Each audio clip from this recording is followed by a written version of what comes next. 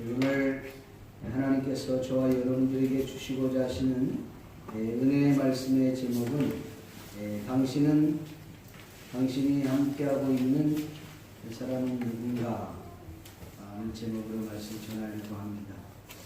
당신은 누구와 함께 살고 있습니까? 그런 제목이죠. 우리 프린터가 좀 문제가 있어서 노트북으로 말씀 전합니다. 하다가 하니까 잘 모르겠네요.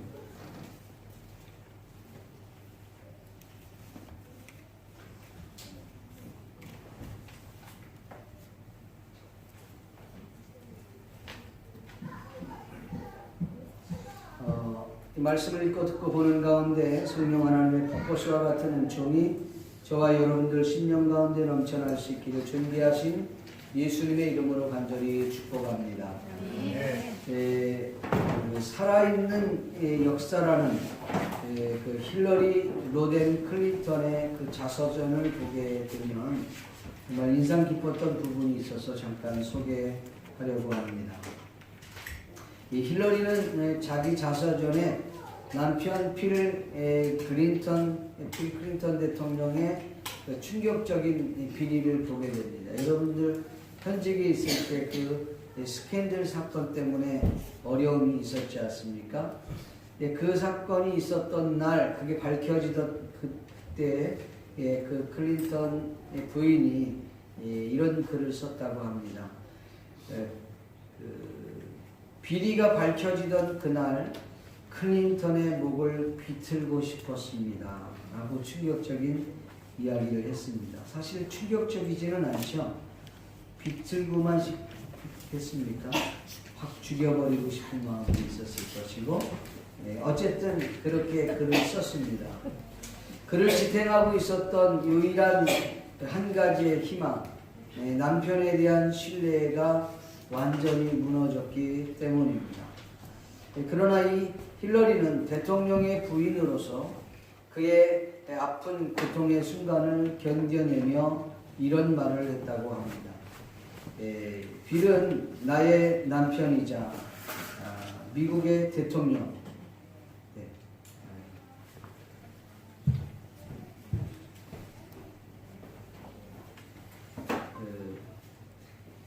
빌은 나의 남편이자 미국의 대통령입니다. 그리고 곧 나의 대통령입니다. 어려운 순간이 다가왔지만 빌은 미국과 세계를 훌륭하게 이끌어갈 지도자다, 이렇게 이야기를 했습니다. 그리고 이 스캔들, 이 사건이 대통령으로서 직무를 다하는 데 있어서 직접적인 관계가 없다고 생각을 합니다. 저는 대통령의 아내로서 빌이 대통령으로서의 이 빌을 지금도 지지합니다. 그렇게 이야기했다고 해요. 힐러리는 참으로 견디기 어려운 순간에 자신이 무너지게 되면 클린턴이 설 자리가 없을 거라고 생각을 했습니다. 또한 미국 전체가 흔들릴지도 모른다는 생각으로 한 여자로서, 한 아내로서의 참기 어려운 관계를 기도로 버텼다라고 고백하는 것을 보았습니다. 참으로 버티기 힘든 순간, 어쩌면 관계의 승리였다라고 생각을 합니다.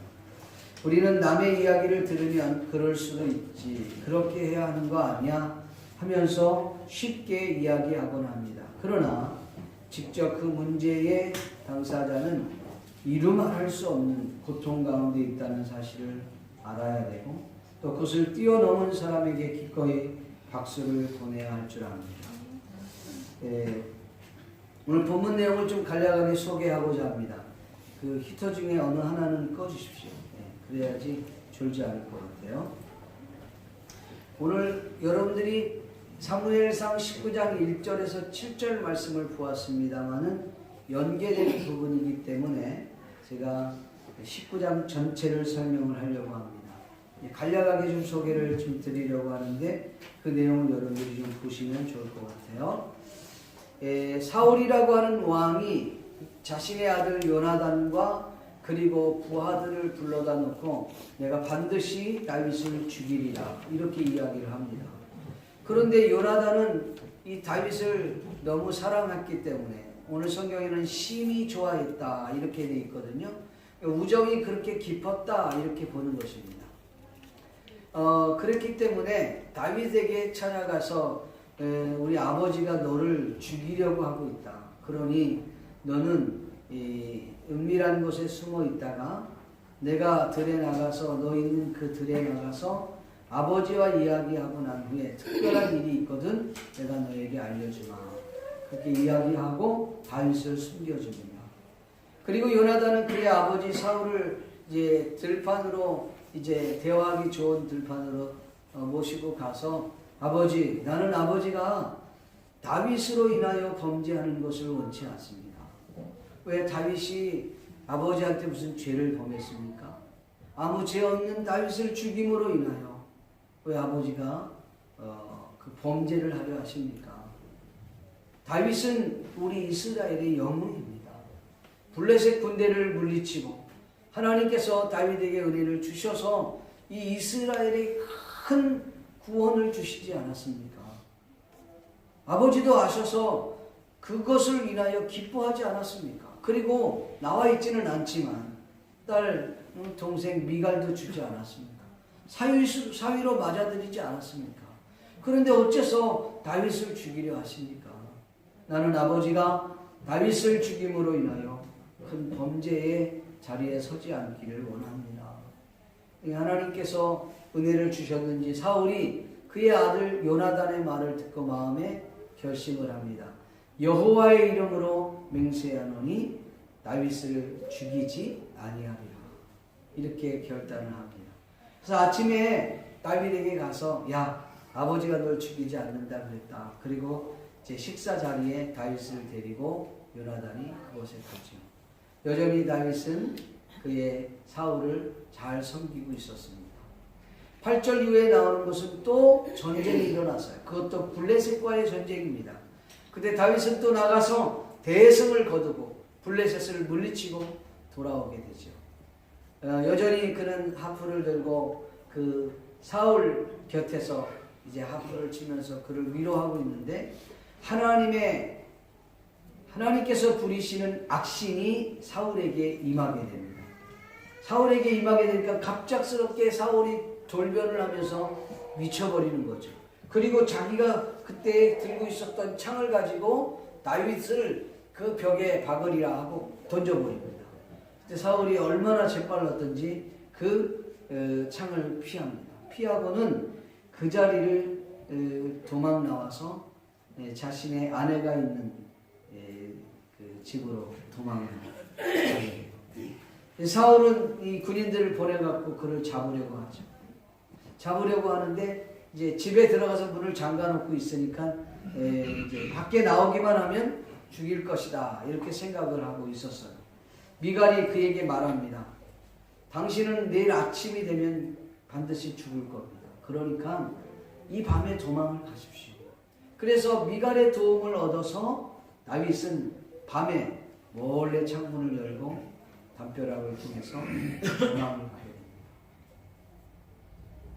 그래서 도망을 가서 다윗은 어디로 가냐면 라마의 사무엘이 살고 있는 그 집으로 도망을 가게 돼요.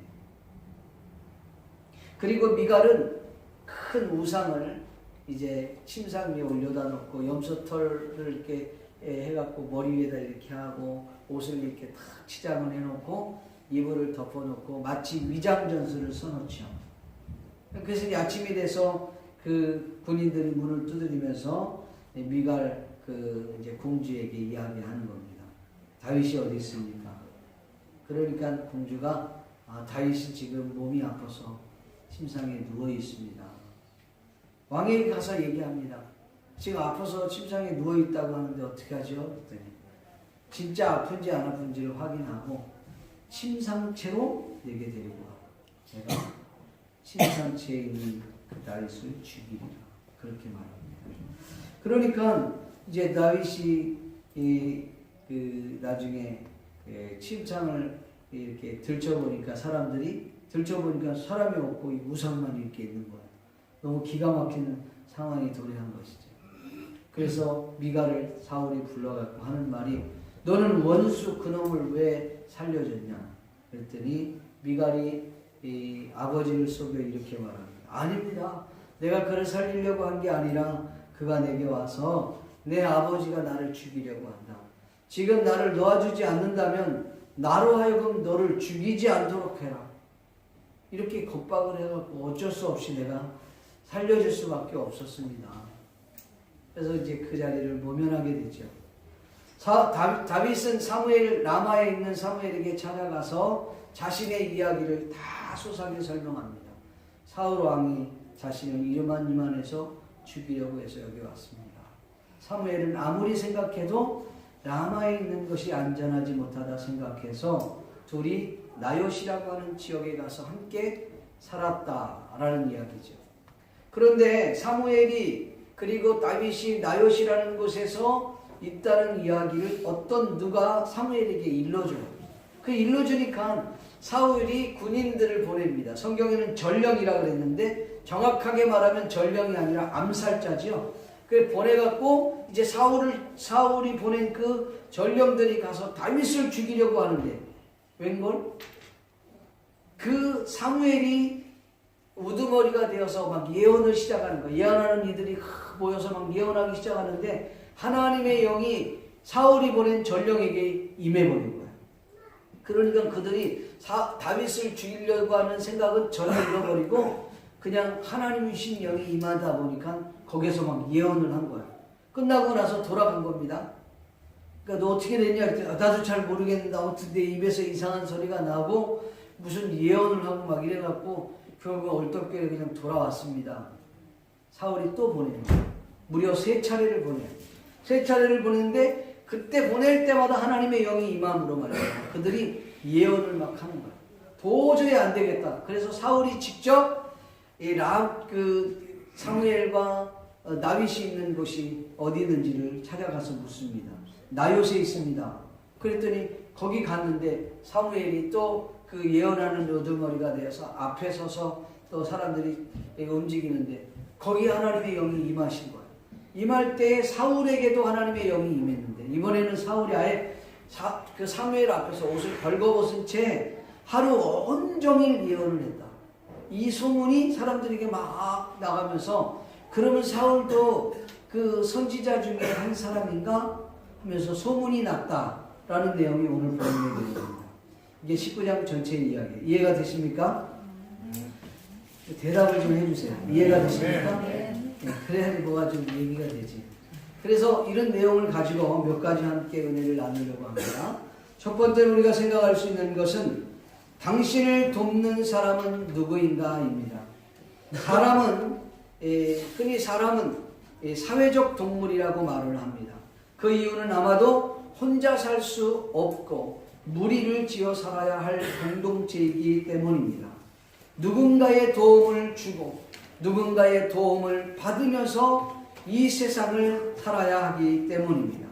우리가 지금까지 살아오면서 힘들고 어려웠던 일들이 많이 있었을 줄 압니다. 그때 정말 잊지 못할 도움의 손길을 여러분들은 경험해 보신 적이 있으십니까?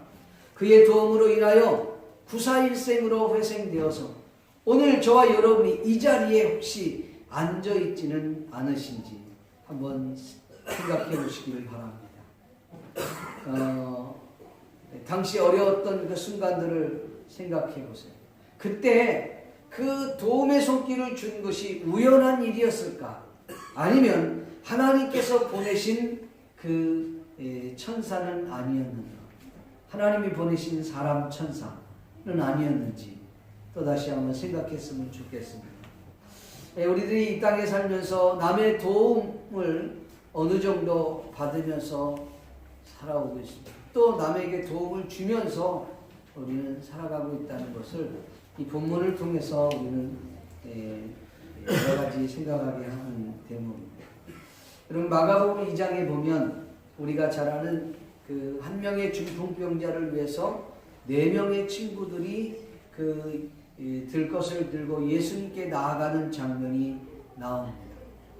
그때 지금도 그렇지만 그때 당시도 이 중풍병은 사실은 굉장히 고치기 어려운 불치병의 하나였어요. 이 4명이 팀워크가 되어서 이 친구를 예수님께 데려가서 고치려고 했다는 것입니다. 그런데 사람이 너무 많아서 예수님 앞에 가기는 예수님이 계시는 곳까지 접근조차 할 수 없는 그런 상황에 놓여지게 된 것이죠.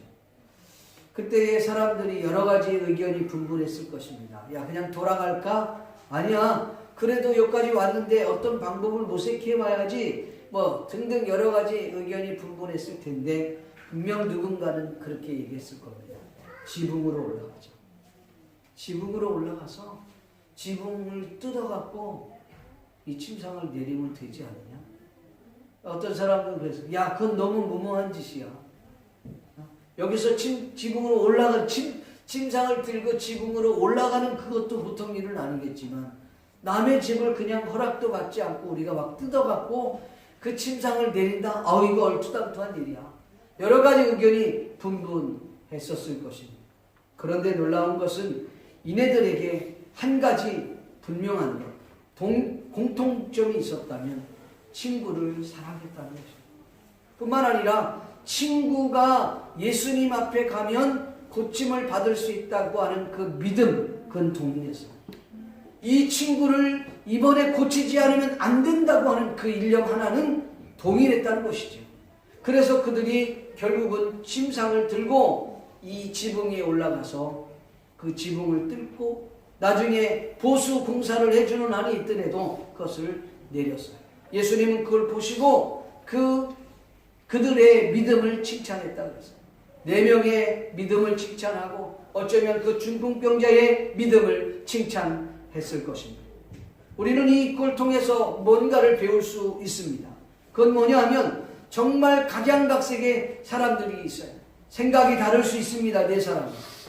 여러분 키도 다르고 어쩌면 힘의 세기도 다를 수 있고 어떤 사람은 빠르고 어떤 사람은 느리고 습관도 다를 수 있고 생각도 다를 수 있고 여러분 다 각자의 다른 생각을 다 나름대로 재능도 다 그렇지만 분명 이들이 그를 사랑했기 때문에 예수님께 데리고 가면 고침받을 수 있다고 하는 믿음과 그 일념 하나로 그 일을 하게 됐다는 것입니다. 그것이 결국은 그 엄청난 장애물을 뚫고 결국은 친구를 살려내는 일을 했다는 것입니다. 여기에서 우리가 배울 점이 있다는 것은 하나가 되면 장애물도 극복할 수 있고 창조적 능력이 나타나게 된다는 사실 믿기를 주님의 이름으로 축복합니다. 이 중풍병자들을 예수님께 데려간 이 4사람 서로 다 달랐지만 그 다른 그것을 통해서 하나님께서는 시너지의 효과를 나타낸 줄로 믿습니다. 혼자보다는 여럿이 하는 것이 더 능력이 나타날 줄로 믿습니다. 제가 올 2018년도 기도 제목을 삼기를 우리 교회는 이런 교회가 됐으면 좋겠다. 제가 연초에 그런 말씀을 드렸는데 3가지입니다. 함께 있으면 넘어지지 않는 공동체가 되기를 소망합니다. 혹시 저희가 넘어지면 하나가 그 동물을 붙들어 일으키거니와 홀로 있어 넘어지고 붙들어 일으킬 자가 없는 자에게는 화가 있으리로다. 전도서의 말씀입니다. 그렇습니다. 넘어졌을 때에 일으켜 세워줄 동역자가 있다는 것은 참으로 귀하고 축복된 일이 아닐 수 없습니다. 당신이 넘어진 동역자입니까? 넘어진 동역자를 일으켜줄 동역자입니까? 내가 넘어졌는데 나를 일으켜줄 동역자가 여러분은 있습니까? 우리 따뜻한 공동체가 정말 힘들고 어려운 사람의 상황을 돌아보고 그를 위해주고 그를 넘어졌을 때 함께 일으켜 세워줄 수 있는 그런 공동체의 교회가 될 수 있기를 주의 이름으로 축복합니다. 동분자가 있어야 돼요. 만약에 그렇지 않는 교회라면 그건 교회가 아닙니다. 2번째, 우리 교회가 함께 누우면 따뜻함을 느끼는 공동체가 됐으면 좋겠습니다. 2 사람이 함께 누우면 따뜻하거니와 한 사람이면 어찌 따뜻하리. 여러분, 전도서 4장 11절에 우리에게 주시는 교훈입니다. 주님께서는 두세 사람이 내 이름으로 모인 곳에는 나도 그들 중에 함께 있겠다 그랬는데, 우리 교회 공동체 안에 들어왔을 때 우리의 믿음의 동력자들이 함께 붙어져 있으면 그 따뜻함을 느끼고 은혜를 경험하고 함께 삶을 나눌 수 있는 그런 공동체 말이에요. 그런 공동체가 우리 동경 성산교회가 될 수 있기를 주님의 이름으로 축복합니다. 세 번째로, 함께 일하면 능력이 나타나는 공동체입니다. 여러분, 위에서 따뜻한 공동체라고 하는 것은 위로하고 격려해주는 부분이라고 한다면, 함께 일하면서 파워가 나타나는 거예요. 능력이 나타나는 그런 공동체 말이에요. 믿습니까? 한 사람이면 패하거니와 두 사람이면 능히 당하나니 삼겹줄은 쉽게 끊어지지 아니하느니라. 전도서 4장 12절 말씀입니다. 한마디로 표현하자면 혼자 일하는 것이 아니라 함께 일할 때에 확실한 시너지의 효과가 나타나게 된다는 것입니다. 각자 다른 그 재능을 갖고 있는 사람들이 모여서 서로 존중해주고 서로 존경해주고, 이건 당신이 해야 될 일이야. 그에게 그걸 힘을 실어주는 거죠. 그래야 여러분 역사가 일어나게 되는 줄로 믿습니다. 아마 힐러리는 아마 그랬을 거야. 그가 지금 대통령의 자격으로 그 자리에 있습니다. 지금 혹시 그가 우리 한국에 이번에 갔더니 성추문 사건이 무슨 25년 전에 있었던 얘기까지 막 끄집어내가 그 난리를 펴. 이거 이해가 좀 안 돼요. 왜 그때 그 일은 드러나지 않은데 왜 지금에서의 일이 그렇게 막 들추는? 지금 여러분 캐톨릭에도 그거 일을 할 거야. 불교도 이제 그거 캐낼 겁니다. 기독교도 막 캐낼 거야. 그걸 좋으냐 나쁘냐 이걸 떠내는 게 아니라 어떤 의도적인 것 가지고 사회를 전반적으로 막 들끓게 하고 뒤에서 뭔가를 작업하려고 하는 그런 느낌을 받는 그런 좀 안타까움이 있습니다. 25년 전에 있는 추문 사건을 왜 지금 들춰내갖고 이 얘기를 하냐는 거죠. 누가 그런 얘기 하더군요. 그러면 그때 왜 너는 그렇게 했니? 왜 따라갔니? 너도 어떤 의도가 있어서 간 거 아니야? 성공하고 싶은 어떤 의도가 있어서? 그런 얘기도 있더라고요. 여러분, 막 그런 추문 사건이 막 나라를 전체적으로 뒤엎어놨어요. 교회가요, 정말 어떤 함께 일하면서 시너지 효과를 막 나타나야 되는데 일을 못하게 막 잠재적으로 가는 거예요. 여러분, 우리 한국에 이미 이제 그 종교 과세가 붙어진 거 아시죠? 법이 통과가 됐어요. 목회자는 무려 35가지를 가지고 목회자를 감시합니다. 여러분, 국가가 이걸 감시하는 것은 좋은 것이 아니에요. 종교가 스스로 그 일을 세금을 납부하고 이건 좋은 거죠. 근데 그렇게 안 한다는 것은 지금 문제가 심각해지는 거죠. 기독교하고 불교하고 각 종교의 대상이 여러분 시스템이 완전히 다 다른데 그걸 다 일괄적으로 똑같이 한다는 것도 문제가 있어요. 여러분, 앞으로 동성연애법 합법이라든가 합법화하는 거라든가 차별금지법을 합법화시키는 거라든가 이런 것들은 지금 문턱까지 다 왔단 말이에요. 지난번에 말씀을 드렸죠. 이거 완전 종교 탄압이 들어와 버리게 되는 상황이 온다는 거예요. 이거 절대로 있을 수 없는 일들이 지금 벌어지고 있습니다. 이럴 때 우리가 하나가 돼야 되는데 하나가 안 돼요. 교회도. 지난번 얘기했던 어느 교수가 이 종자연이라고 하는 것을 만들어 갖고 교회를 탄압하려고 그걸 만들었는데, 요걸 탄압하려고 이렇게 만들면 차별금지법이나 동성연애 그 합법화하는 거래나 이런 것들을 만들어낸 거예요. 특히 그 GM이라고 하는 그게 뭐냐면 성차별을 하는 것이 아니라 성차별을 없애버리는. 그래서 이제 뭐 남성이냐 여성이냐 이런 게 없어지는 거예요. 중성도 있다는 거야. 이것도 그냥 남성, 여성, 중성 이거 가운데도 중성도 조금 중성, 많이 중성 이렇게 해서 무슨 종류가 뭐 50몇 가지라는 거야. 그걸 가지고 사람은 태어날 때부터 지가 선택하는 거지 그거를 남성이냐 여성 이렇게 얘기 안 한다는 거예요. 성경은 그런 예가 없습니다, 여러분. 그런 것들을 만들어 갖고 합법화시켜서 여러분 정계 문학태까지 갖다 놨는데 기독교가 어떻게 반발할 것인가? 만약에 반발하면 이렇게 대응할 것이라고 생각을 했는데 놀라운 사실은 그 일을 했던 사람이 기독교가 너무 깊이 잠들어서 아무 얘기도 안 한다는 그것 때문에 자기는 너무 놀랐다. 시작 직전에 하나님이 그걸 막으셨어요. 그 일을 했던 사람이 입을 확 막아갖고 하나님 그걸 완전히 바꿔갖고 오히려 지금은 기독교를 대변하는 사람으로 바뀌었습니다. 여러분 기독교가 힘들고 어려울 때 이럴 때 함께 움직여야 되는데 다 바라봐요. 움직이지 않습니다. 개교의 부흥만을 위해서 살아가고 있다는 것. 여러분 그렇게 되지 않기를 바랍니다. 우리 교회가 여러분 함께 일하면서 능력이 나타나는 교회. 우리 교회 성도들이 함께 그 몸을 부딪혀가면서 하나님의 능력을 나타내는 그런 교회가 올 2018년도에 나타날 수 있기를 바랍니다. 그렇다면 누가 다윗을 도왔습니까? 성경에 네 하나님이 도왔습니다. 근데 하나님이 직접 와서 도우셨느냐? 오늘 본문에 보면 하나님이 직접 도운 게 아니라 사람을 통해서 도우셨다는 거예요. 네. 그 사람의 이름이 누구냐면 그 다윗을 그렇게 좋아했던 요나단이었습니다. 다윗을 사랑했던 미갈이었습니다. 영적 지도자였던 사무엘 선지자가 그를 도왔다라고 성경은 말합니다. 근데 놀랍게도 요나단은 어떤 사람이냐? 다윗을 심히 좋아했는데 우정이 얼마나 뜨거웠던지 그 하나님은 그 우정을 통해서 그를 도왔어요. 성경에는요 다윗이 미갈을 사랑했는 것이 아니라 미갈이 다윗을 사랑했다고 그랬어요.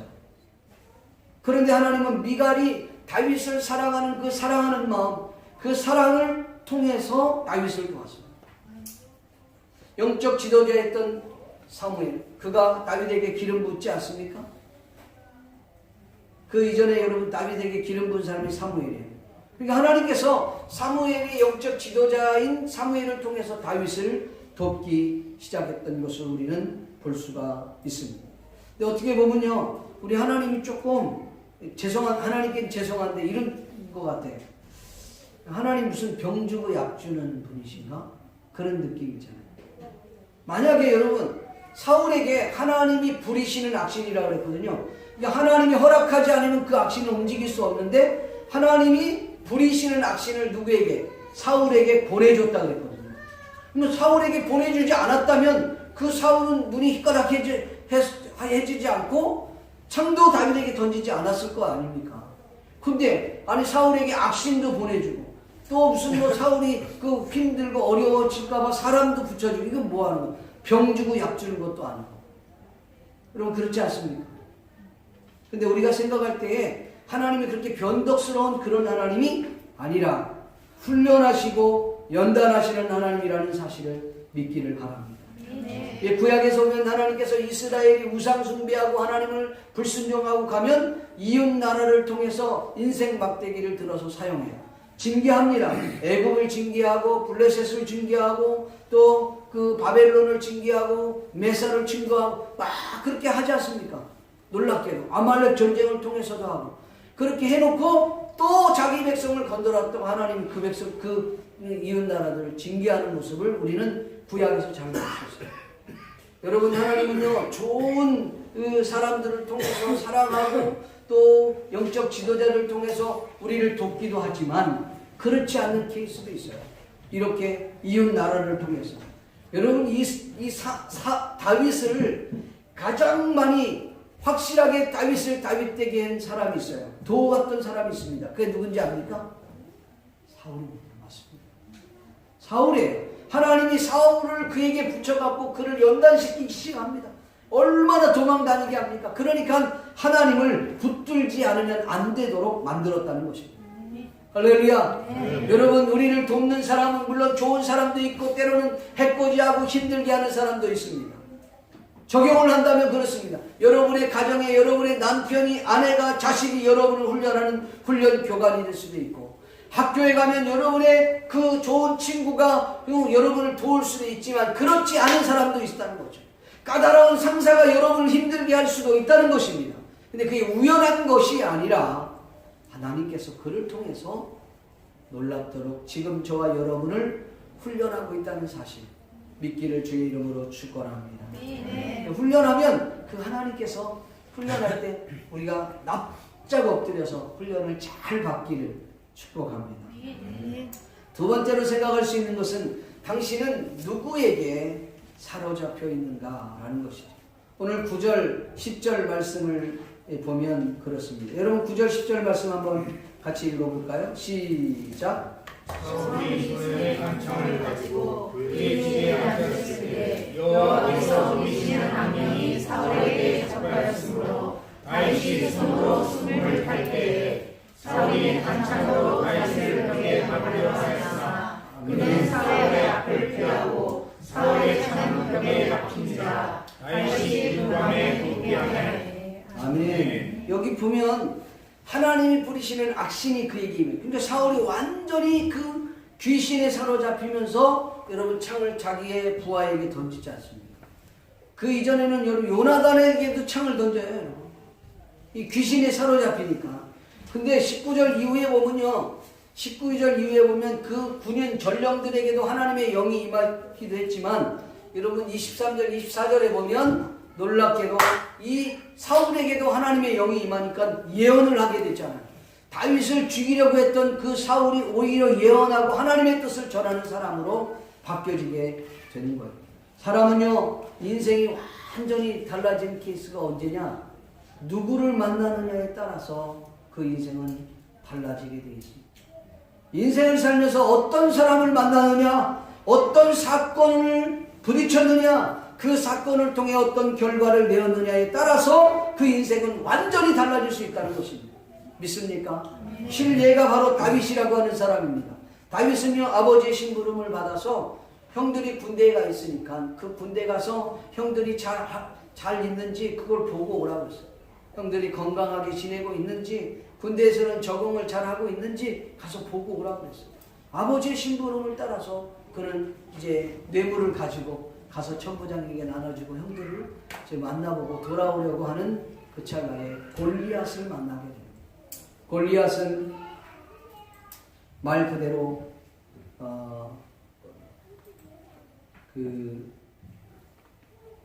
다윗의 그 분노를 자아내게 하죠.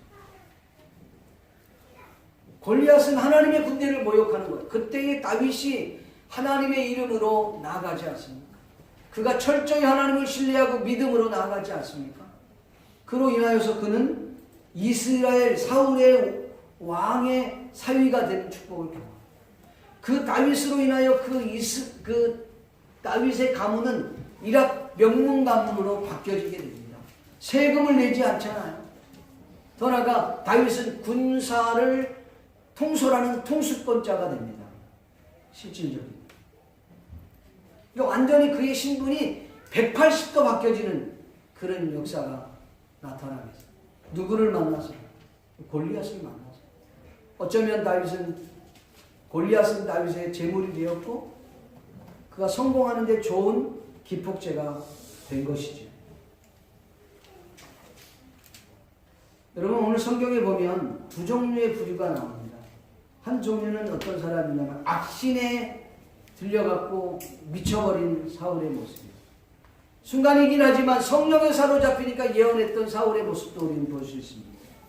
또 하나는 성령에 완전히 사로잡혀 거룩한 하나님의 뜻을 선포하는 선지자 사무엘의 모습입니다.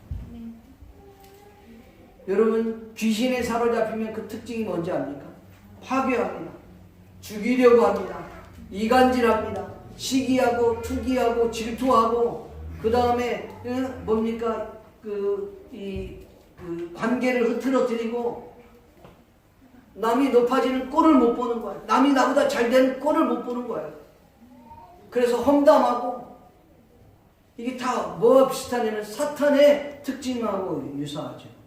왜냐하면 사탄의 종이 귀신이니까.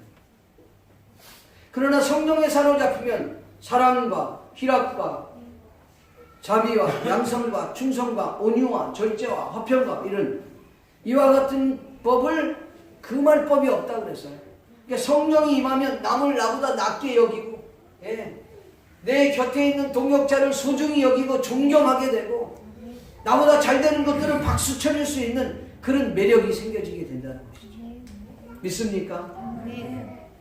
여러분은 누구에게 사로잡혀 있습니까? 많은 사람들은 누구에게 사로잡혀 있는지도 몰라. 어떤 사람은 완전히 노름에 사로잡혀 있는 거예요. 세상에 꽉 사로잡혀 있는 거예요.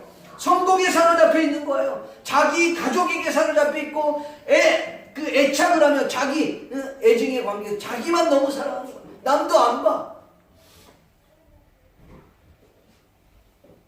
그렇게 인생을 살아가는 사람도 있어요. 여러분, 우리가 예배할 때 주님을 그렇게 사랑합니까? 유머 작가 가운데 인누쿠크라고 하는 사람이 있어요. 인누쿠크. 그 사람은 현대판 사도행전을 이렇게 엮었는데 그가 쓴 글에 이런 풍자한 내용이 나왔습니다. 뭐라고 되냐면, 그는 아래와 같은 이유로 오늘의 오순절 다락방에 성령이 임하지 않는다라고 풍자를 했습니다. 그 이유를 이렇게 설명했어요. 예루살렘의 교회에 이제 첫 예배로 우리가 모이겠습니다 라고 광고를 했어요. 그러면 적어도 한 120명 정도는 다락방에 모여야 하는데 한 40명 정도밖에 모이지 않았다는 것입니다. 그래서 그 이유가 뭔가 봤더니 베드로 사도가 가족들과 함께 근간의 갈릴리 호숫가에 좋은 별장을 하나 구해서 주일날 거기 가서 노느라고 알았다는 거예요. 야고보 사도는 자기 잔디 깎느라고 못 왔다는 거예요. 마태라는 사람은 근무처가 세무서인데 그냥 오버타임 하느라고 오지를 못했다. 로마는 지금 시험 공부하느라고 교회 올 상황이 안 돼서 못 왔다는 거예요. 요한은 어쩌고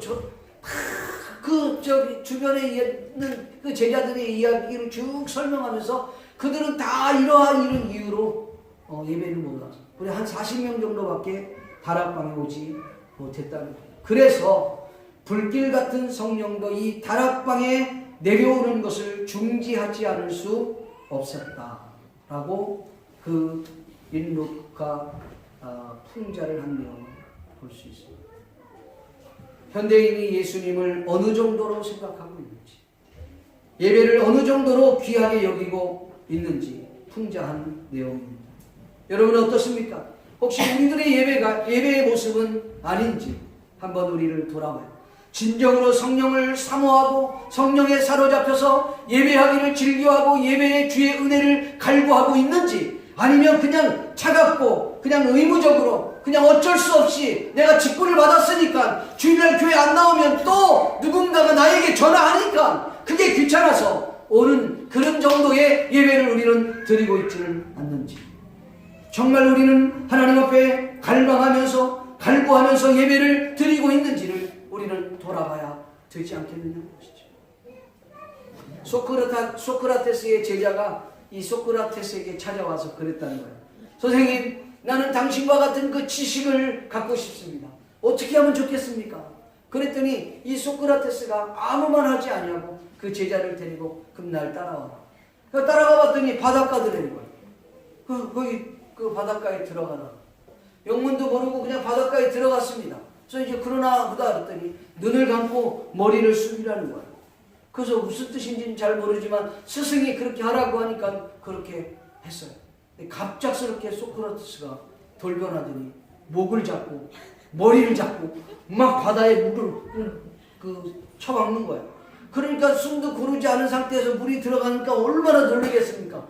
막 나오려고 하니까 못 나오게 계속 누르는 거예요. 그러다가 있는 힘을 다해서 뿌리치면서 나온 거예요. 화가 이만큼 났어.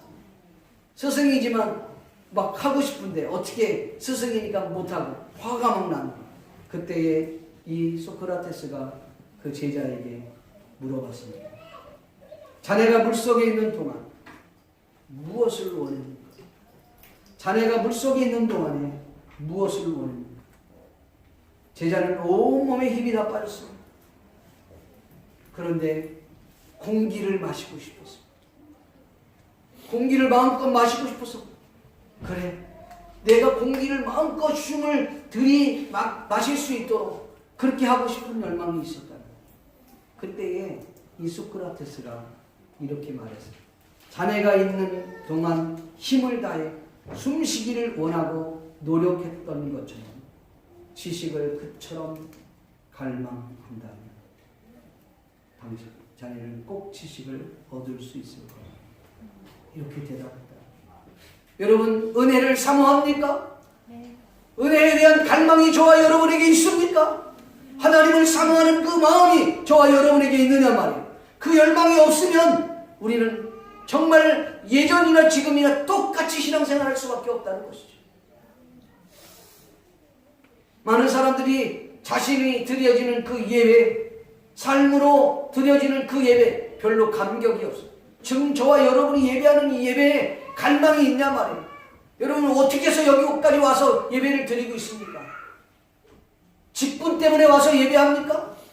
아니면 누군가에 의해서 그냥 여기 앉으라고 그러니까 앉는 겁니까?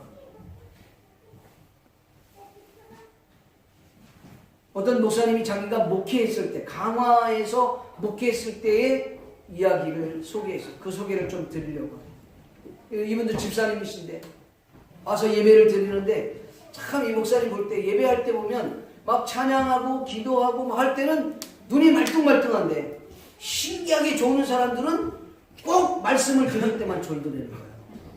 그 예배가 딱 말씀이 딱 끝나고 나면 언제 그랬더니 눈을 또 탁 뜬대. 야, 참 신기하다. 근데 그런 집사님이 한 분 있었어요. 근데 그 예배를 드리고 돌아가는데 보니까 어떤 사람은 뭐 예배 도중에 막 하나님의 은혜를 체험하고 예배 도중에 하나님 나에게 뭐 방언을 주셨고 내가 기도하는데 하나님께서 말씀으로 나에게 응답을 주셨다고 그러고 막 그래서 그 은혜를 막 나누는데 자기는 그날 그 예배를 또 공친 거예요. 말 그대로 공을 친 거예요. 너무 속상한 거예요. 그래갖고 그날 예배당에서 가만히 앉아있어요. 사람들 다 간 다음에 하나님 전에 혼자 남고 혼자. 그래서 하나님 앞에 이렇게 따졌다는 거예요. 뭐라고 얘기하냐면 그분이 하나님 정말 이러시깁니까? 하나님 정말 이러시깁니까? 조는 건 자기가 졸아놓고 주님 앞에 하나님 정말 이러시깁니까? 그렇게 얘기를 하더라고요. 하나님 가만히 계시니까 아니 왜 나만 쏙 빼놓고 다른 사람들에게 은혜를 줍니까? 나는 꼭 예배 시간에 그렇게 졸게 만드신 주님이 졸게 한 것도 아닌데 막 주님 앞에 원망을 그 자기의 그 속을 막 털어놓으면서 막 얘기하는데 그 얘기할 때 하나님 확 은혜를 주시고 그래갖고 그 예배당을 막 뒹굴뒹굴 굴면서 그 눈물을 흘리고 저렇게 고함 치면서 막 고함을 치면서 막 눈물 흘리면서 콧물 흘리면서 막 대굴대굴 했는데 그때 완전히 뒤집어 버렸어요. 여러분 그 다음 주부터 졸았을까요? 졸지 않아요. 하나님에 대한 그 열망이 있었다.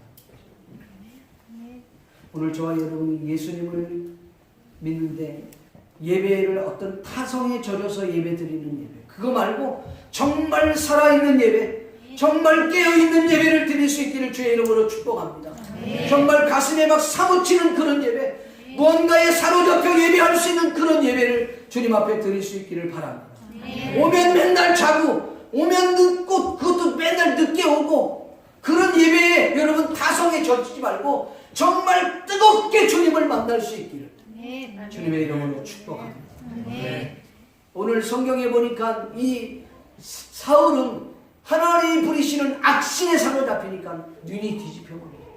여러분 귀신에 사로잡혀도 사람이 뒤집히는데 성령에 사로잡히면 여러분 왜 안 바뀝니까? 안 바뀔 수가 있는 겁니까? 안 바뀌는 그 자체가 더 이상한 거지. 여러분 성령을 받았습니까? 예수님을 믿었습니까? 바울 사도가 그렇게 얘기했잖아요.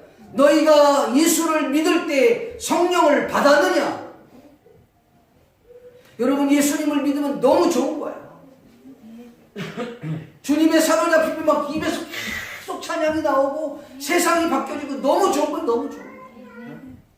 근간에 제가 누가 저한테 그 유튜브 하나를 소개해줘서 제가 듣는데 그 교수님 울산대 법대 교수인데 그 종자연 만들어갖고 완전히 그냥 교회를 핍박했던 사람이 예수님을 딱 만나고 난 이후에 완전히 바뀌었어요. 자기 입에서 막 찬송을 하고 목사가 설교하면 그걸 딱 듣고 있다가 웃기고 있네. 너나 잘해요. 이렇게 얘기했는데 갑자기 하나님이 그 입을 확 막아버려요. 마치 다메섹에서 사도 바울을 확 사로잡듯이. 완전히. 그래갖고 은혜가 돼갖고 차를 끌고 가다가요. 서울에서는 정말 이 차를 운전할 수가 없다는 거였어. 왜 그러냐 했더니 십자가만 보면 막 눈물이 쏟아져가. 조금 가면 눈물 나오고 조금 가면 십자가 보이고 그러니까 몰 수가 없을 만큼 눈물이 막 쏟아져. 그 강의하다가도 울고. 세상이 그렇게 아름답게 보인다는 거예요. 여러분 예수님을 그렇게 예수님께 완전히 사로잡히면 인생은 완전히 달라져요. 네. 사울은요 그가 이 악신에 사로잡히니까 다윗을 죽이려고 하잖아. 근데 사울이 다시 성령이 그에게 임하니까요 다윗을 죽이려고 했던 생각은 온데간데 없고 그의 입에서 여러분 예언이 나온 거예요. 선포가 되는 거예요. 하나님의 뜻이 나오게 되는 거예요. 한 사람이지만 동일한 역사가 나타났다는 거죠. 믿습니까? 오늘 저와 여러분의 삶에 놀라운 그와 같은 역사가 나타나길 바랍니다. 사무엘은 즈음도 그런 인생을 살았어요. 여러분은 누구에게 사로잡혔어요? 사람에게 사로잡히지 마세요. 인정에 사로잡히지 마세요. 성령에 사로잡히기를 바랍니다. 세 번째로 당신은 누구와 함께 살아가고 있습니까? 다윗은 사울을 피하여서 라마로 도망을 갔어요. 라마에는 누가 있느냐? 사무엘 선지자가 있었던 곳이에요. 그래서 사무엘에게 자신에게 있었던 이야기를 다 소상히 아뢰니다. 사무엘이 다윗을 데리고 나요시라는 곳에 데려가요. 그곳에서 함께 살았다라고 성경은 말씀하고 있어요. 아마도 다윗과 사무엘은 자주 접촉이 있었던 것 같아요. 성경에는 나와 있지 않지만 이 사울을 피해서 다윗이 도망한 곳이 라마라고 했는데 그 라마에 사무엘이 있다는 걸 그가 어떻게 알았을까요?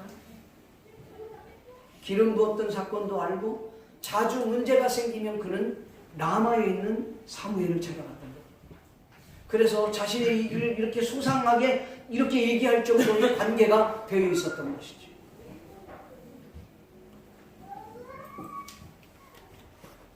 얼마나 오래 함께 살았는지는 정확하게 알 수 없어요. 분명한 것은 짧겠지만 짧았던 이 다윗은 사무엘에게부터 많은 영적인 영향력을 받았을 거라고 생각합니다. 왜냐하면 그 이후에 잘 알다시피 다윗이 성향으로 봤을 때 다윗이 사울을 죽이지 않을 수 없어요. 왜냐하면 다윗이요 자기가 원하는 것을 요구했을 때 안 주면 그 자리에서 죽이는 그 정도의 다혈질 사람이었거든요. 그런데 얼마든지 자기가 죽일 수 있는 기회가 있었음에도 불구하고 사울을 죽이지 않습니다. 2번씩이나. 왜 그랬을까? 저는 개인적으로 사무엘의 영향이라고. 사무엘은 하나님의 기름 부은 자를 손대면 안 된다는 것을 아마도 이루어졌을 것입니다. 그 영향력이 있지 않았나 생각을 합니다. 사울은 결국은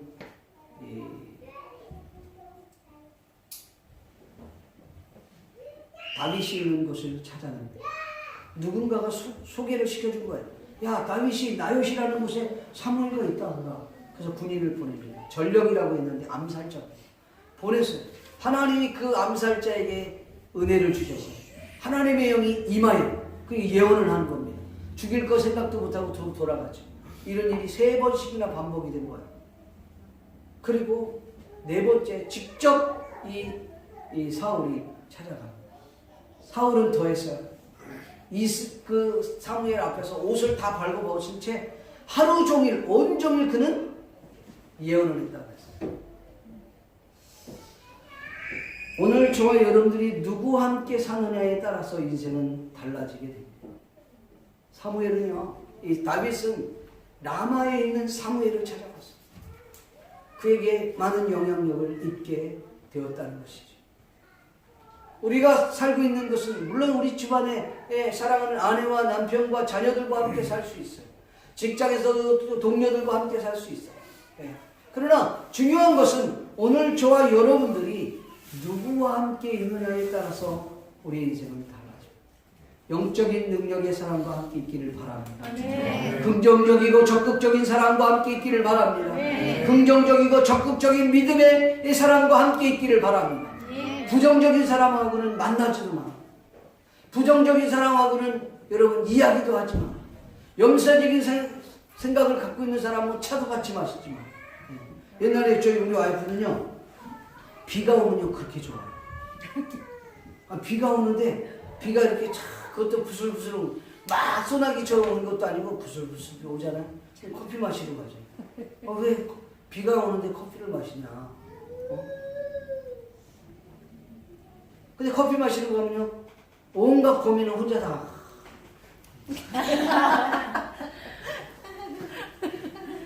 창문을 바라보면서 대신 생각만 하고 나는 일찍 죽을 거야.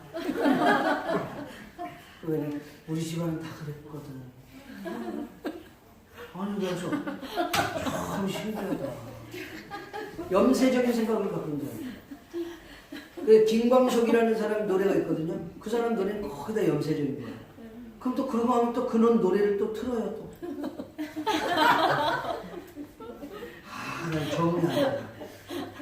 그래갖고 내가 앞으로 나를 만나면 그런 거 하지 마라. 그런 노래 듣지도 말고 그런 염세적인 생각 하지 마라. 이게 계속 나오잖아요.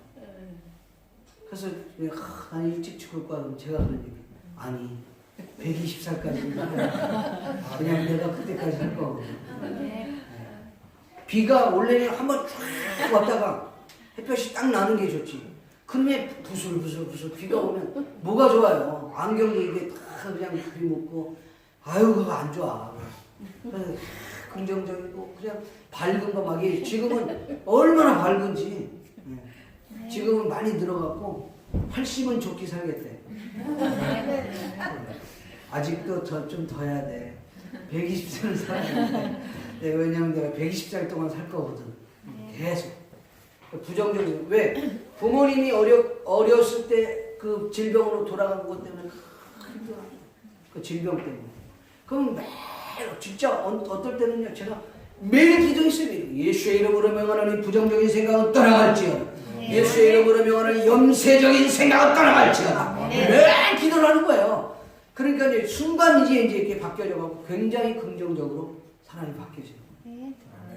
염세적인 생각하고 같이 이렇게 차를 마시면요, 나도요 그러면 찻잔에 빠져 죽을 것 같아요.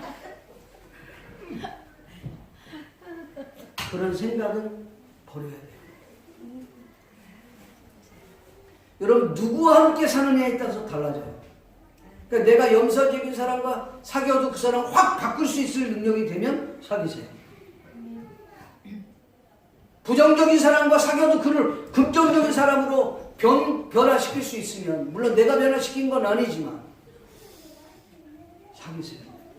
그렇지 못하면 여러분 긍정적인 사람을 만나세요. 믿음의 사람을 만나세요. 적극적이고 믿음을 갖고 있는 사람을 만나세요. 그래야지 달라져요. 다윗은 라마로 갔어요. 문제가 생기면 라마로 가는 거예요. 누구를 만나러? 사무엘을 만나러 가는 거예요. 사무엘에게 영향력을 받는 것이죠. 여러분 문제가 생기면 어떻게 합니까? 우리의 영원한 대선지자가 되시는 예수님께 나아갈 수 있기를 주의 이름으로 축복합니다. 예수님께 가면 예수님이 알아서 해줘요. 예수님이 얼마나 귀한 분이십니까? 우리가 하는 일에 대해서 주님께서 다 알아서 도와주시는 그런 분이십니다. 그러니까 그분한테만 가면 주님이 해결해 준다는 사실 믿기를 주의 이름으로 축복합니다. 지난 주간에 제가 여러분 열왕기하 13장에 보면요 엘리사라고 하는 선지자가 있어요. 이 엘리사라는 선지자는요 누구의 제자냐면 엘리야의 제자였어요. 엘리야가 엄청난 사람이었거든요. 하늘에 막 불을 때려내리고 막 기도하면 3년 6개월 동안 비가 오지 않았던 비가 막 오고 그가 기도하면 막 강력한 역사가 나타났던 사람이에요.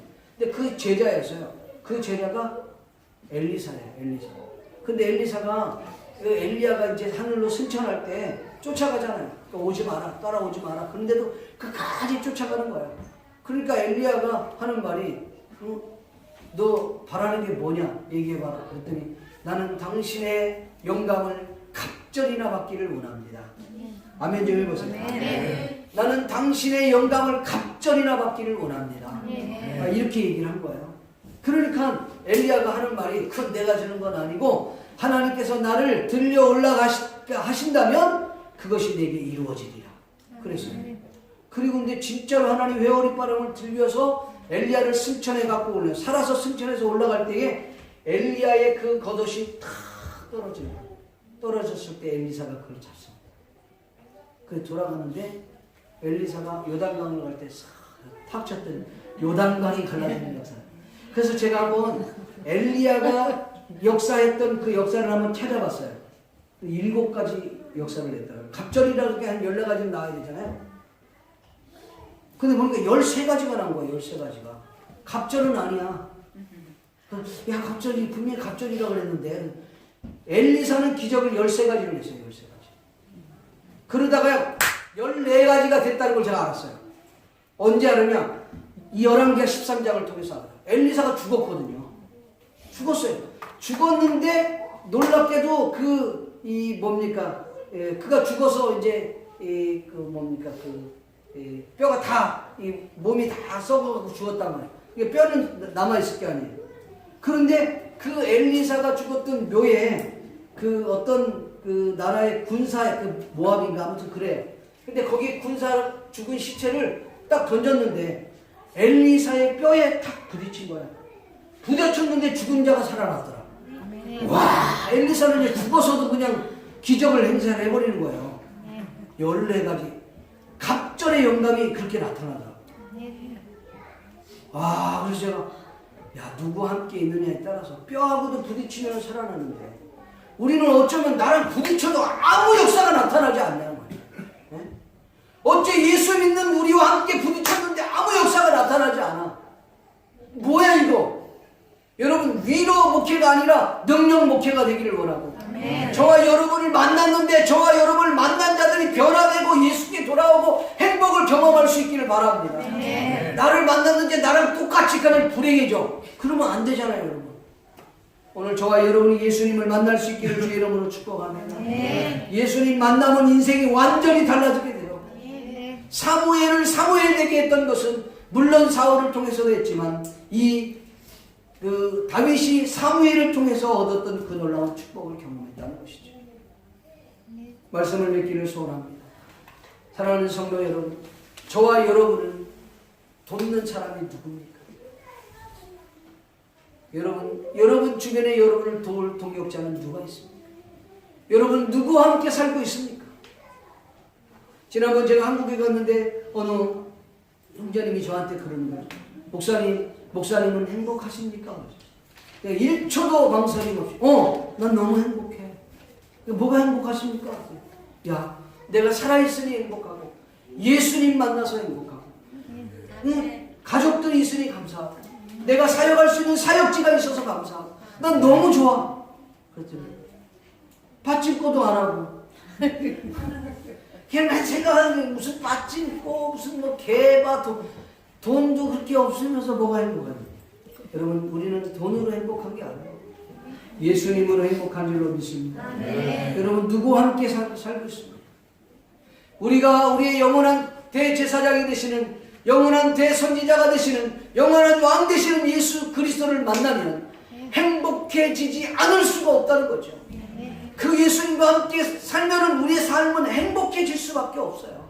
그리고 받은 그 행복이 너무 넘쳐나서 풍성한 삶을 누릴 수밖에 없고, 그 받은 풍성함을 또 다른 사람에게 나누지 않으면 안 된다는 사실 믿기를 주님의 이름으로 축복합니다.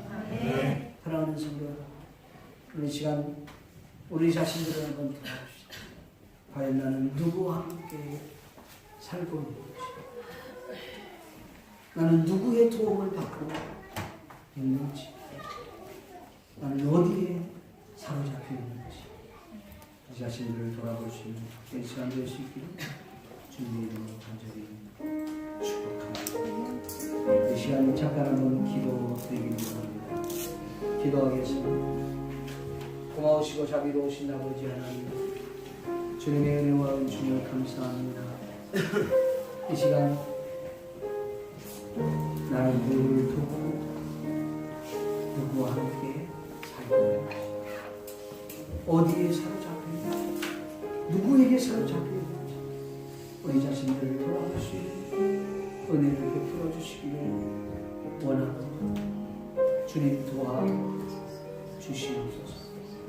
주님 함께하여 주시옵소서. 주님과 동행하며 사는 복된 일꾼을 맡을 수 있도록 주께서 주시옵소서. 감사를 드리고 예수님의 걸어가신 이름으로 축복하며 기도하옵나이다.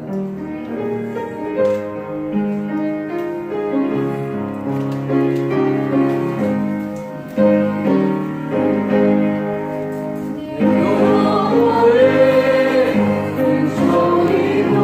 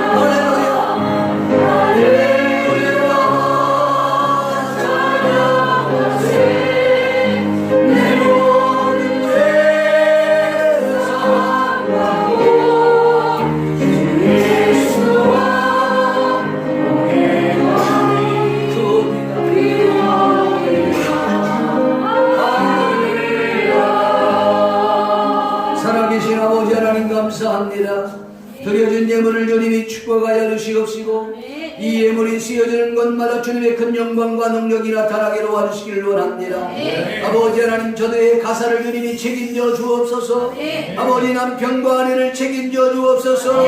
우리의 자녀들을 주님이 책임져 주시옵시고 가는 길을 열어주시옵시고 합력하여 손을 이룰 수 있도록 은혜를 베풀어 주시기를 원합니다.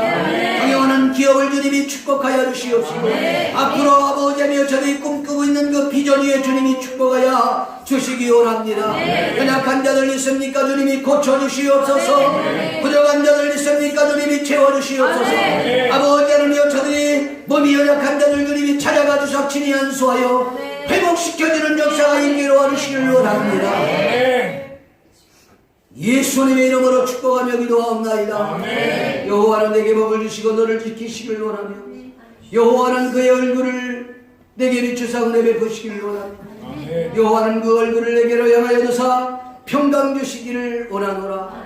지금 우리 주 예수 그리스도의 은혜와 하나님 아버지의 크신 사랑과 성령님의 감화감동으로 교통하시니 오늘 이 자리에 모인 모든 하나님의 자녀들 머리 위에 지금부터 영원토록 함께 있을지어다.